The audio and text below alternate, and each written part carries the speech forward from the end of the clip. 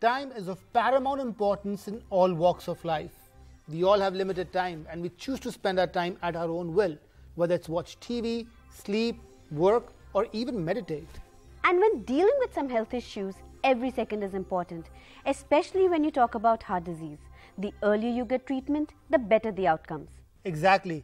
In fact, the first thing you're taught as a cardiologist is time is muscle.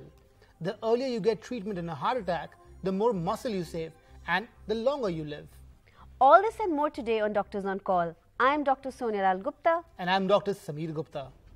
A heart attack can be treated by two strategies of reperfusion. If a patient arrives at a hospital equipped with the catheterization laboratory or the cath lab, a procedure known as primary PCI or primary angioplasty is performed. If the cath lab is not present, the patient can receive thrombolytic therapy, where strong blood thinners are given to dissolve clots in the blood vessels, improve blood flow, and prevent damage to the tissues and organs before being discharged. Angioplasty with placement of a stent does a better and more durable job of opening up the blockage and keeping it open. But the problem is, angioplasty is not commonly available. In India, less than 10% of patients with a STEMI get angioplasty. It is important to remember that these therapies in a heart attack or STEMI are time dependent, and the earlier they're given to a patient, the better the overall survival. We have learned that faster the arteries are open, more the heart muscle is saved, and hence the term time is muscle. There are various metrics that are recommended by academic cardiology societies: door to needle time or D2N for people receiving thrombolytic therapy, and D2B called the door to balloon time in people receiving angioplasty. Doctors in Tamil Nadu created a hub and spoke pattern for patients where they were able to send the patients with a heart attack for an angioplasty after giving them the initial necessary treatment. Now, in the hub and spoke pattern, all patients with a heart attack or ST elevation MI, also called STEMI, were sent to the bigger hub hospital for coronary angiography. Now, with the preset model in place, a lot more people were able to get the proper treatment that led to improved survival.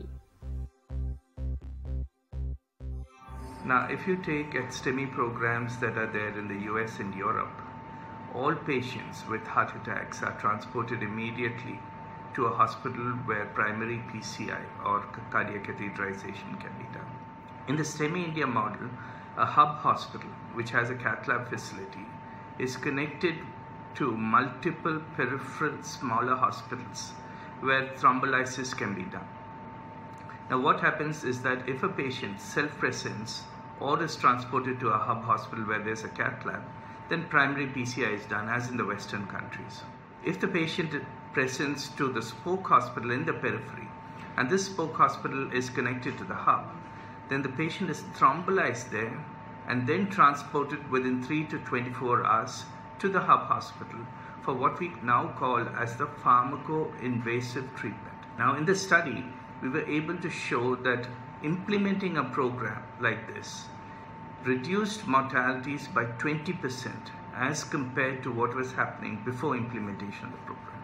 And this is considered a huge drop in mortality in a period of just 9 months when the project was implemented in 4 clusters in Tamil Nadu. The challenges I think that we faced were twofold. First was to get a buy-in from the various hospitals, convincing them that this would produce a much better result for our patients. The second challenge, of course, was to make sure that the government was also part of this. And this is very important in a country like ours. Remember that the great majority of our patients go to government hospitals for medical care, and therefore they need to be linked either as hub hospitals or as spoke hospitals in this program. And this is something that we were able to do because of the participation of the Tamil Nadu government in this program. The second important part of this was to link it with the ambulance services and with a below poverty level insurance. Similar models can be produced across countries. In fact, we are now in the process of starting programs in the state of Telangana, in Andhra Pradesh and Karnataka. But there are two things that we say is required before we start this. One, we need a statewide ambulance network, and this is important because unless an ambulance network is present, training and making sure that the ambulances follow the same protocol is not possible. The second, as I mentioned earlier, is that a below poverty level insurance, so that each and every citizen of the state is able to access this care. So if a state has both these, then it is ready to start this program. And there are many states like this in the country who are at the threshold of starting a STEMI program, like the one that we ran in Tamil Nadu. Such systems improve healthcare for the masses and lead to improved survival. I'm sure that we will see such models being implemented in various healthcare systems across the country. That's all we have time for today. But see you next week.